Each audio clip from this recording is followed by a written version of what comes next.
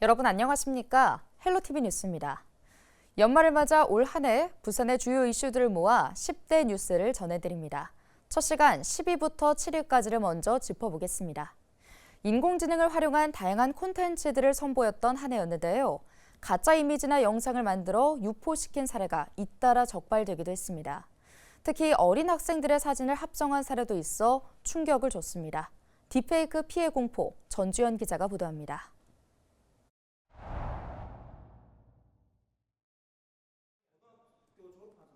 지난 9월 SNS를 이용해 불법 영상을 판매해온 10대 A씨 등 3명이 부산 경찰에 붙잡혔습니다. 이들이 판매한 영상은 주로 유명 연예인의 딥페이크 불법 합성물과 성착취물이었습니다. A씨는 지난 4월부터 5월 사이 불법 동영상 4만 4천 개를 판매한 혐의를 받았습니다.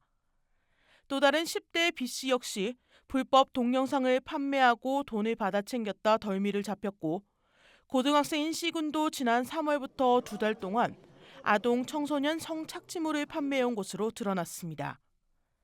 또 이들로부터 영상을 구매한 사람은 60여 명으로 파악됐는데 이 중 80%는 10대였습니다.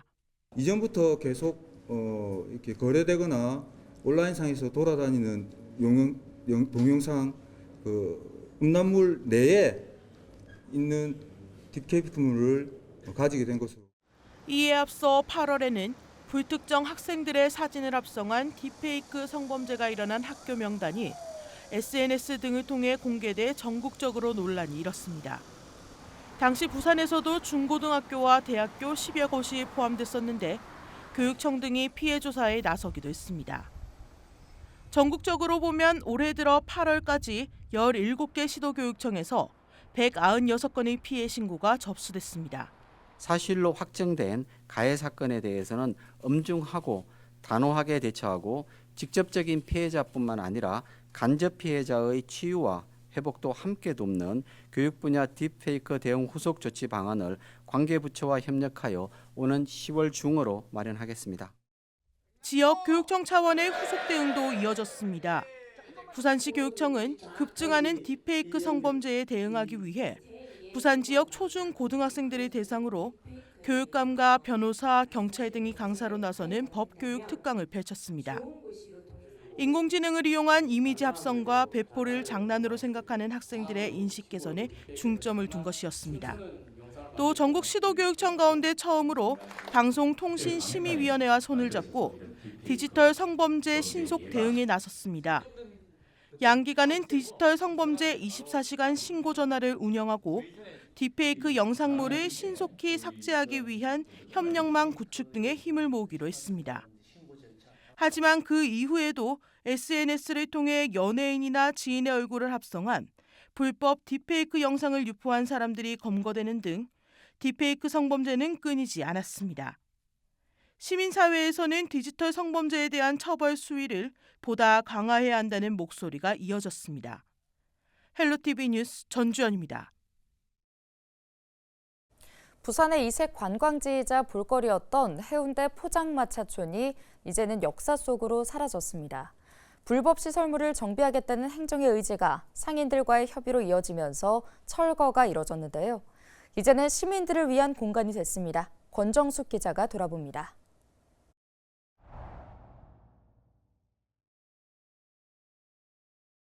해운대 해수욕장 주변의 이색 풍경이자 해운대의 유명 관광지로 국내의 배우부터 세계 유명 인사도 자주 찾는 것으로 알려진 해운대 포장마차촌. 하지만 이 포장마차들은 도시공원으로 지정된 곳에 조성된 불법 시설물입니다. 해운대구는 지난 2021년 포장마차촌 상인들과의 논의를 거쳐 2년 6개월간의 자진 철거 유예 기간을 뒀습니다. 하지만 자진 철거하기로 한 기간의 마지막 날인 1월 31일까지도 철거한 곳은 없었습니다. 당시 상인들은 코로나 시국에 제대로 장사를 하지 못했다며 1년만 더 철거를 유예해달라며 해운대구에 진정서를 냈습니다. 장사를 지금 2, 3년을 못 하다 보니까 그 대출 낸 거 이제 풀려가지고 이제 좀 장사 좀 해갖고 그걸 좀 갚아 나가려고 하니까 지금 현재는 이렇게 되다 보니까 이 할매들이 나가갖고 어디 가서 그걸 갚겠어요. 이제는 갚을 능력이 없잖아요. 해운대구는 상인들이 20여 년 동안 장사를 하면서 많은 혜택을 누려왔다며 계획대로 행정 절차를 이행하기로 했습니다. 해당 지역이 도시공원에 해당이 되어가지고 도시공원 및 녹지 등에 관한 법률상 점 사용 허가가 되지 않는 지역입니다. 그렇다 보니까는 저희가 양성화를 할 수 있는 법적 근거가 없습니다. 그래서 운영이 종료가 되지 않는다면 우리 해운대구 입장에서는 행정 대집행에 관련된 행정 절차를 이행할 수밖에 없습니다. 그는 강제 철거를 위한 첫 절차인 처분 사전 통지서를 등기우편으로 발송하고 이후 철거가 이루어지지 않을 경우 행정 대집행에 나서겠다고 밝혔습니다. 이후 해운대구와 상인들은 지속적인 협의 끝에 자진 철거에 합의했습니다. 그리고 6월 24일 20여 년 동안 해운대를 찾는 많은 관광객을 맞았던 포장마차촌에 대한 철거가 이루어졌습니다. 해수욕장 호안도로에서 장사를 시작한 것까지 합하면 60년. 긴 세월 동안 이어온 생업을 접는 상인들은 아쉬움이 컸습니다. IMF 같은 그런 상실감을 느끼고 있다고 장사를 하다가 못하니까 갑자기 상당히 아쉬워서 밤새 우시는 분도 계시고. 해운대구는 철거 이후 이 공간을 시민들에게 돌려줄 계획이라며 우선 시민과 관광객을 위한 주차장으로 활용 중입니다. 한편 민간 협력을 통한 바다마을 포장마차촌 철거 사례는 지난 10월 해운대구의 올해 적극행정 우수 사례 경진대회에서 최우수 사례로 선정되기도 했습니다. 헬로티비 뉴스 권정숙입니다. 올해 부동산 시장은 수도권을 중심으로 들썩이면서 지역도 활력을 찾을까 기대가 컸지만 오히려 오를 곳만 오르는 양극화가 뚜렷했고 여전히 침체 분위기였습니다. 그런가 하면 부동산 침체 여파로 지역 건설사들까지 도산하는 상황이 이어졌습니다. 보도에 김수정 기자입니다.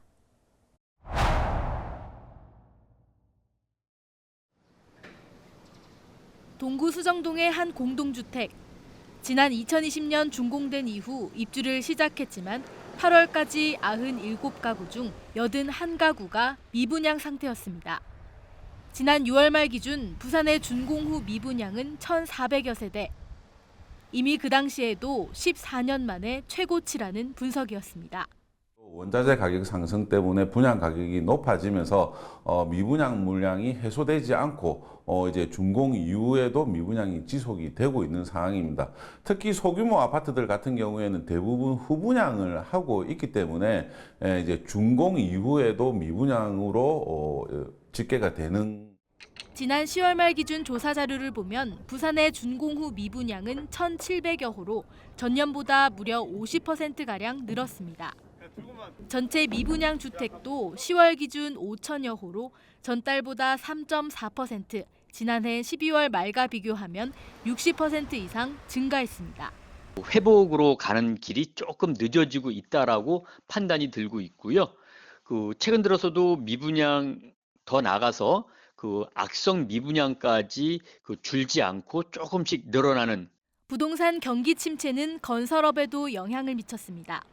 올해 초 시공능력 평가액 기준 부산 22건의 중견 건설사 2곳이 부도 처리된 데 이어 7월까지 5개 건설사가 문을 닫았습니다. 건설 자재비와 임금 인상 속에 기존에 계약했던 공사를 못하거나 공사 발주 자체가 줄면서 경영난을 견디지 못한 겁니다. 영업을 안 한 경우도 있고 이런 경우도 있어요. 그러니까 지금 눈에 띈 게 부도가 5개 업체 났다. 이러면은 부도 그 회사가 좀 규모가 커가지고 있어가지고 단계 거래를 하다 보니까 부도가 표시가 나고 실질적으로 조그만 회사들은 그게 표시가 잘 안 나요. 주요 원인은 부동산과 재개발, 도로 및 교량 부문에서의 수주 감소로 분석됩니다. 침체 속에 투자마저 줄어들면서 건설업 불황은 당분간 개선되기 어려울 것이라는 관측이 지배적인 상황. 건설업 부진은 일자리 감소로도 이어졌는데 실제 지난달 기준 부산의 건설업 취업자 수는 지난해 같은 달보다 10% 이상 줄어든 것으로 나타났습니다. 전국적인 건설업계 한파 속에 자금력과 경쟁력이 상대적으로 약한 지방 건설사들부터 타격을 입고 있는 상황. 전문가들은 내년에도 건설 투자가 감소해 건설업 불황이 이어질 것으로 전망하고 있습니다. 헬로티비 뉴스 김수정입니다. 올여름 한반도 전체가 기록적인 폭염에 시달렸습니다. 기후위기로 인한 변화들을 눈으로 보고 몸으로 느낄 수 있었던 한 해였죠. 지난 1년 기후위기의 사례를 돌아봅니다. 차선영 기자입니다.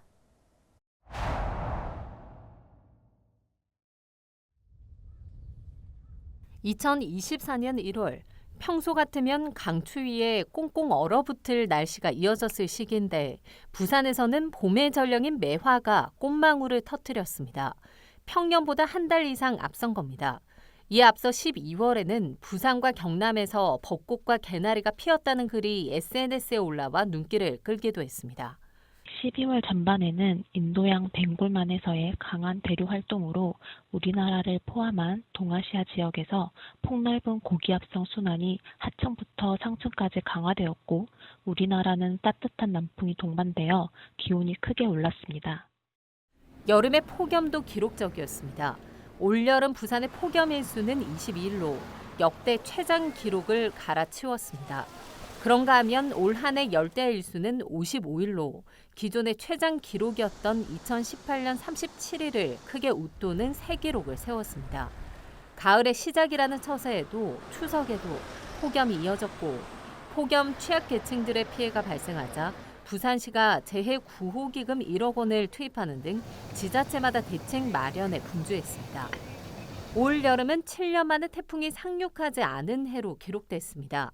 기상청에 따르면 올여름 한반도에 영향을 준 태풍은 9호 태풍 종다리와 10호 태풍 산산 등 2개. 종다리는 제주와 서해를 지나면서 많은 비를 뿌리긴 했지만 서해안 상륙 전에 열대 저압부로 세력이 약화돼 상륙 태풍으로는 분류되지 않았습니다. 10호 태풍 산산은 우리나라에 영향을 주긴 했지만 실제 경로는 일본 열도를 따라 이동했고 이후에 발생해 북상이 예상됐던 태풍들은 대부분 베트남이나 중국, 일본으로 경로를 틀었습니다. 한반도에 찌는 듯한 폭염이 태풍의 북상을 막은 겁니다. 태풍이 발달할 시간 좀 부족한 면이 있었고요. 태풍 상공의 이 따뜻한 고기압이 태풍의 깊이 있게 발달하는 것을 저해하면서 우리나라로 오면서도 태풍의 발달을 계속해서 저해하는 상황입니다. 올여름 기록적인 폭우가 부산을 비롯해 전국 곳곳을 강타했습니다. 시간당 100mm에 가까운 폭우에 침수와 붕괴 피해가 잇따랐습니다. 예상할 수 없는 극한의 호우 역시 이상 기후가 원인이었습니다. 일반적으로 저희가 생각할 때 북극의 빙하가 이제 급격히 감소되면서 기류에 영향을 주고 있고요. 그 기류의 영향에 따라서 해류들도 영향을 받고 있습니다. 그래서 그런 문제 때문에 기후 이상 변화가 발생된다고 생각합니다. 근데 이제 비단 우리나라에서만 그런 문제가 발생하는 것이 아니라 이제 세계 곳곳에서도 이런 기상 이상 징후들이 나타나고 있습니다. 온난화로 인한 바다 환경의 변화도 심상치 않습니다.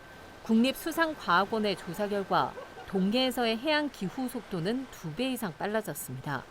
해양 기후 속도는 기후 변화의 영향으로 넓은 해역에서 극쪽으로 이동한 등치선의 속도를 얘기하는데 2010년대에는 평균 20.9km였지만 최근 10년 평균은 49.5km였습니다. 또 고수온 면적도 늘고 있습니다.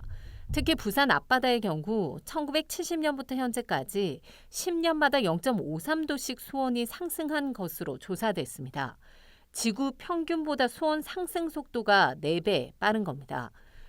유난히 따뜻했던 겨울, 유례 없이 길었던 무더위, 봄꽃들의 이른 개화와 기록적인 폭우 등 올 한 해 이례적인 현상들의 공통점은 기후변화와 기후위기였습니다. 헬로티비 뉴스 차선영입니다.